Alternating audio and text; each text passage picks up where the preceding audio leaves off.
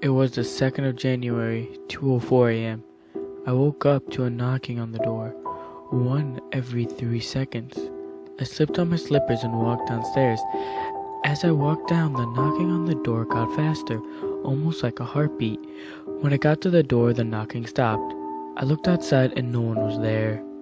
I went back to my room and went to bed, thinking it was just some kids playing a prank. At 4:21 a.m., I woke up to the front door slamming shut.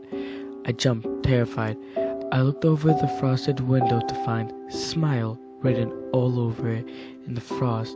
I grabbed my phone next to me, ready to call 911, only to find a message written on it saying, "I told you to smile." I cried and ran for my life, running outside. As soon as I got outside, I knocked on my neighbor's house across the road.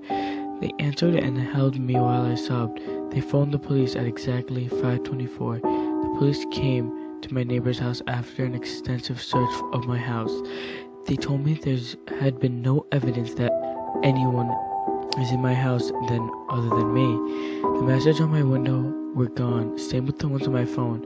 They told me to get some sleep and advised me to see a doctor about stress and anxiety problems. Fuck that. I knew what happened to me was real. The following evening, after spending the day at my neighbor's, I went home. I went up to my bedroom and set up a camera. It was aimed at my bedroom door and at my bed. I set to record when I went to sleep. Thankfully, I slept through the night. However, as I watched the footage, I couldn't believe what I saw.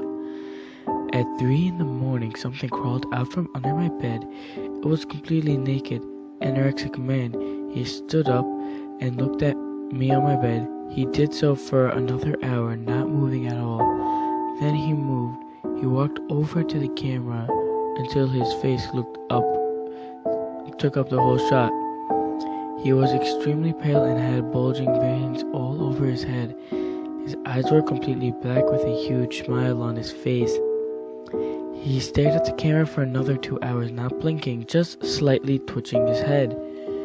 After 2 hours of him staring went past, he walked back over to the bed and crawled back under. I skipped the video forwards until it showed me getting up and walking out over to the camera. The video finished. I was frozen with fear. The video showed him going back under the bed, but not leaving. Whatever it was still